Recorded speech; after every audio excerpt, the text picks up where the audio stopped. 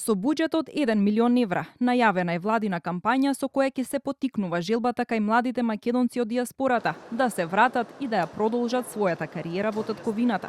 Ова е еден од одговорите на растечкиот евроскептицизам кај младите, кои се за членство во ЕУ и покрај сите неправди кои државата ги доживеа на евроинтеграцијскиот пат, посочуваат Собранискиот клуб за младински прашања и политики. Со овие средства ќе направиме еден вид на кампања со која што ќе можеме да ги мотивираме нашите млади умови од странство да се вратат во Република Македонија и тука да работат и да живеат, но и ставка која што ќе се однесува на задржување на младите во Република Македонија. Сепак, според наудите од извештајот за справување со младинскиот евроскептицизам во земјава, скептицизмот воглавно не произлегува од негативен став кон ЕУ, туку од ниската доверба во внатрешната политичка состојба.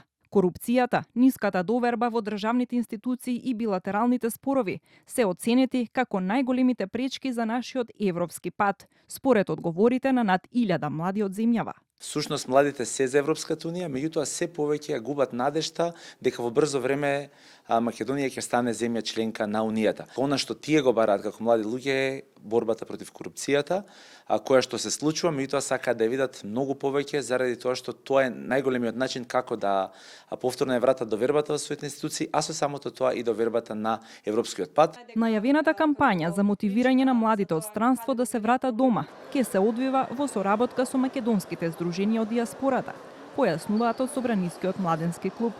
Сепак, токму работа и живот во Европската унија е област која предизвикува најголем интерес за ЕУ кај младите кои сега живеат во Македонија, потенцира публикацијата.